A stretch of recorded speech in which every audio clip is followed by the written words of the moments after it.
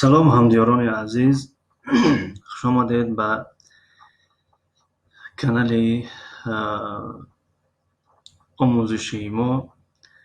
درس زبان ترکی است از کتاب استانبول A1 درس 8 است و کسانی که درس های ما را پیگیری دارند درسی گذشته تا اینجا آمده بودیم، یعنی الفبای زبان ترکی را خواندیم و بعضی این کلمه ها را خواندیم. اکنون در اینجا قسمت دینلمه هست. دینلمه یعنی گوش کردن. خب اینجا پر کردگی هست این حالت، به خاطر که این را ما در درس های پخش های مستقیم یا که پرمای افیر کار کردگیم. خب جایش بیاد که کدام تمرین ها را کار نکرده باشیم، سپس همراهش ما کار میکنیم. اما امروز باشد کلمه هایی که با یعنی حرف های الفبای زبان ترکی آغاز می‌یابند، مثل A, B, C, D، A, B, C, C, D. از هر یک حرف یک کلمه ای میخوانیم. Dinleme گوش کردن، الفبای الفبا. Dinleyelim ve yazalım. یعنی گوش میکنیم و مینویسیم. مثلا A araba، araba، araba، araba یعنی ماشین.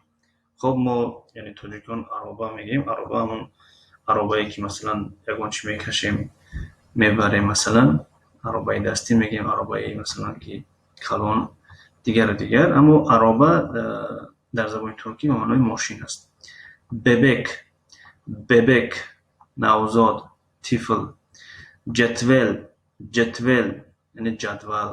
چانتا، چانتا جزدان، سمکه. دنیز، دنیز بحر. elma، elma سیب. فندق، فندق. فندق یا نمود مثل چهارمغز است، یعنی دانگی است. مثل چخیلی که ما مثل که پیسته و دیگر مثلا چهارمغزک میگیم، پیسته میگیم، چهارمغز میگیم، دیگر همه اینها در دانگی میدرن. یعنی فندق نیز یک نمود دانگی به مثل چهارمغز شکل است. göz، göz، göz چشم. halı، halı، halı yani gilem، قالین. ıspanak، ıspanak، ıspanak yani اسفناج، اسفناج یعنی که اسپاناک نیز هست. یعنی یک نمود از کبودی های هست یا که سبزوات های هست که اونا را میخوریم، یعنی استعمال میکنیم. اینک، اینک گاو. ژتون، ژتون، ژتون یعنی هم تنگه رو میگوین. تنگه که مثلا دیرم داریم یعنی سامانی داریم، یعنی لیره مثلا کروش میگن در ترکی. هم این رو میگوین، هم هر چیزی که به مثل تنگه باشد، یعنی به مثل تنگه دایره شکل باشد. اگر چنده وای چیز نباشد، پول نباشد وای، مثلا در تنش مثلا 1 لیره 2 لیره نوشتگی نباشد، اما از آهن باشد و دایره شکل باشد، اون رو ژتون میگن. خاصتا مثلا وقتی که با پارک ها داخل میشوین، بعضی بازی ها یعنی پولکی هستند و وقتی که میپرسین چند پول است، خیلی خوب میگن که مثلا 3 لیره است یا که 4 لیره است یا 5 لیره است.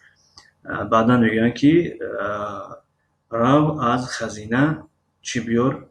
ژتون بیار. ژتون یعنی وقتی میبری همون 5 لیره را پرداخت میکنی، در عوض 5 لیره برای ما یعنی 1 ژتون یا که 2 ژتون میتین، یعنی به مثل تنگه است، آهنی است مثلا. و همون ژتون رو میگیریم میبریم در اون بازی که کودک ها بازی میکنن، مثلا در اونجا استفاده میبریم. خب ژتون معنیش تنگه یا هر چیزی که از آهن است، دایره شکل است، به مثل تنگه است. köpek، köpek، köpek یعنی سگ. لیمون، لیمون، لیمو. merdiven، merdiven، merdiven یعنی زینه، زینه پایه نار نار انار. اتوبوس اتوبوس اتوبوس اتوبوس یعنی اتوبوس. ördek ördek ördek ördek yani مرغابی. portakal portakal portakal. افلسون.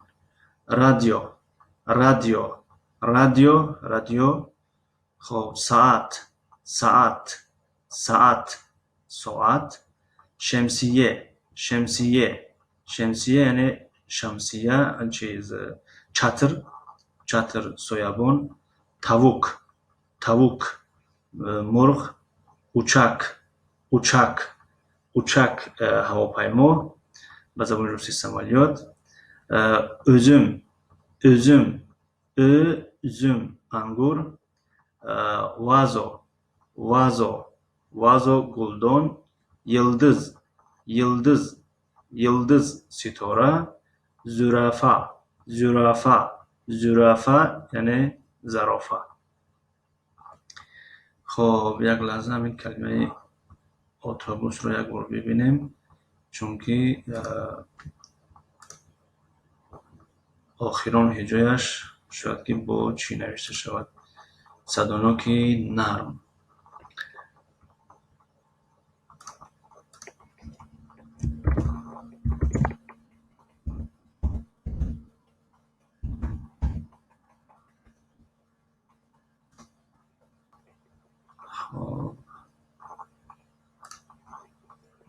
بله اتوبوس میشده است. اتوبوس ما در شکل نوشت کمترک خطا کردیم.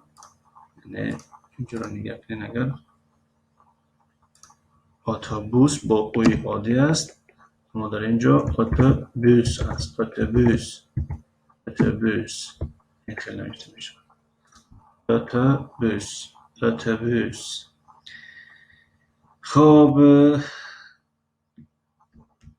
در اینجا موضوع نو آغاز می یابد یعنی جانشینای اشارتی است. خب در همینجا درسی امروزه را به پایان می رسانیم و این بود درسی 8 از سلسله درس های زبانی ترکی از کتاب استانبول A1.